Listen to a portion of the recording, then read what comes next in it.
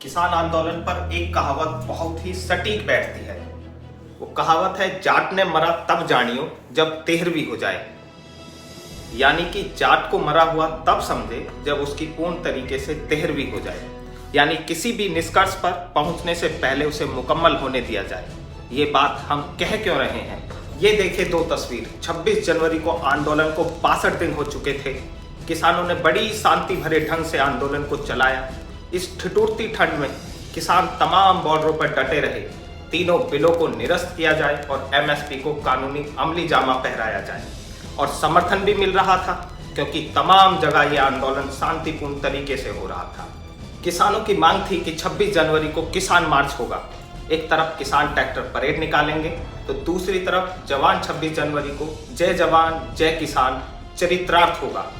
लोग याद रखेंगे कि किसानों ने कितने शांति भरे ढंग से परेड निकाली। 10,000 वॉलेंटियरों की बात कही गई।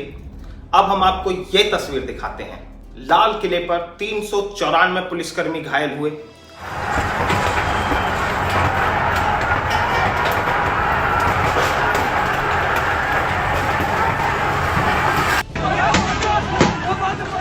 किसानों ने जवानों के ऊपर लाठियां बरसाई। राष्ट्रीय झंडे का अपमान हुआ। जो किसानों के साथ पब्लिक सेंटीमेंट बने हुए थे, किसान आंदोलन का जो समर्थन कर रहे थे, उन लोगों का गुस्सा अब चरम सीमा पे था। लोगों में नाराजगी दिखी कि ये हो क्या रहा है। गणतंत्र दिवस के मौके पर देश शर्मसार हुआ। उसके बाद किसानों ने माफी तो मांगी, प्रायश्चित करने की भी बात की, सरकार ने सख्ती भी दिखाई और ये होना भी चाहिए था। इसी के साथ कुछ किसान संगठनों ने अपना धरना वापस ले लिया, चाहे गाजीपुर बॉर्डर हो, सिंधु बॉर्डर हो या तीकरी बॉर्डर हो। वहां पर तमाम पुलिसकर्मी बड़ी तादाद में पहुंच गए।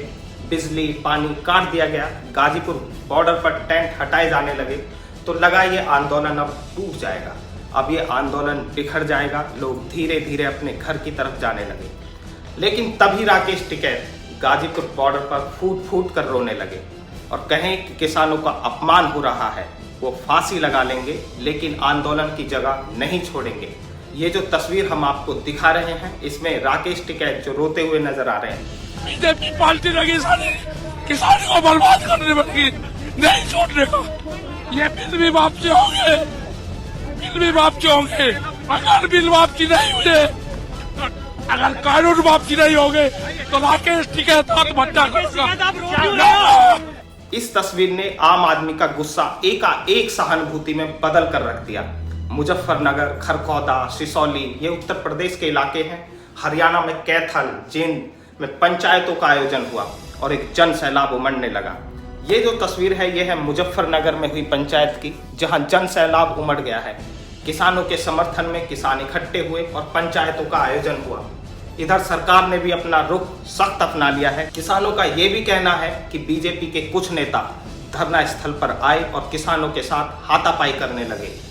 इससे किसानों में और भी आक्रोश पैदा हो गया।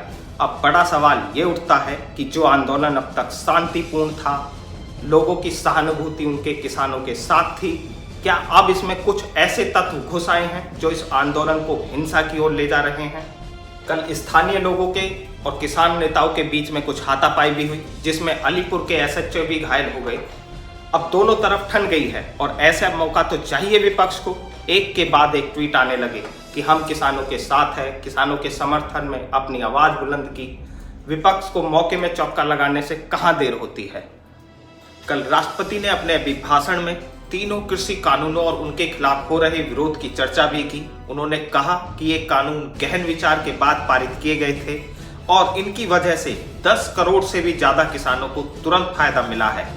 मेरी सरकार ये स्पष्ट करना चाहती है कि 3 नए कृषि कानून बनने से पहले पुरानी व्यवस्थाओं के तहत जो अधिकार थे तथा जो सुविधाएं थी, उनमें कहीं कोई कमी नहीं की गई है, बल्कि इन कृषि सुधारों के जरिए सरकार ने किसानों को नई सुविधाएं उपलब्ध कराने के साथ साथ नए अधिकार भी दिए हैं। राष्ट्रपति ने माना कि कुछ लोग इन कानूनों के खिलाफ हैं और कहा कि सरकार उनको समझाने का प्रयास कर रही है। उन्होंने यह भी कहा कि सुप्रीम कोर्ट ने इन कानूनों पर रोक लगा दी है और उनकी सरकार अदालत के इस आदेश का सम्मान करती है। राष्ट्रपति ने 26 जनवरी को किसान परेड के दौरान हुई घटनाओं का भी जिक्र किया और कहा गणतंत्र दिवस पर जो हिंसा हुई वो दुर्भाग्यपूर्ण थी। अब सबकी निगाहें किसान आंदोलन के भविष्य की तरफ है। खत्म होते हुए आंदोलन को राकेश टिकैत के आंसुओं ने दोबारा सुलगा दिया है।